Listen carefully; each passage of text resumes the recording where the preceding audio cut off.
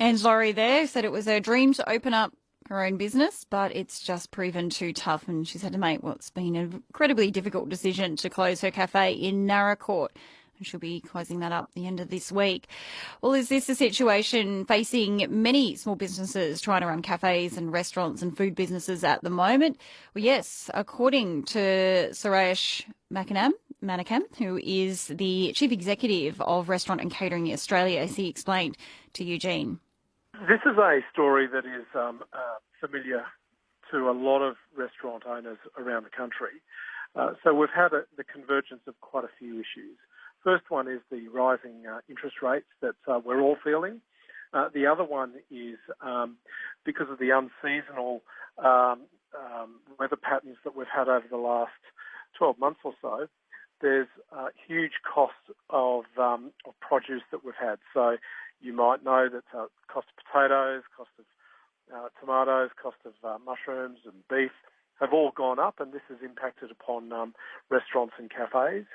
The next thing that's occurred is the skills shortage that we've got. So it's very hard to get staff. It's very hard to get trained staff because we just simply haven't returned to the staffing levels of the pre-pandemic levels that we used to have. So that's an issue. And then finally, the last issue that's coming into play here is that we have a rising cost of energy. So electricity is a huge factor for restaurants and cafes, and that cost is going up with no sort of respite in sight. Do you think customers are going to restaurants and cafes less often, or are they buying cheaper things or going to different types of places than they would have otherwise? Yeah, look, so our experience is that, yes, there is, customers are thinking about their purchase. There's no two ways about that. One of the things that is occurring is that instead of restaurants and cafes being opened, say, 4 or 5 days a week, they're opened fewer hours. And the reason they're open fewer hours is to accommodate for the levels of skilling that a restaurant can provide. So in other words, if they've got the wait staff, if they've got the chefs and so on, then they open according to that availability rather than the availability of the dining public. And the businesses themselves, do they have problem themselves with interest rates, that they have to borrow money, or that their own house is going up and they can't afford to make a slim profit or loss anymore? Yeah, of course. The cost of interest rates or the interest rate hikes that we've seen is a factor to all businesses.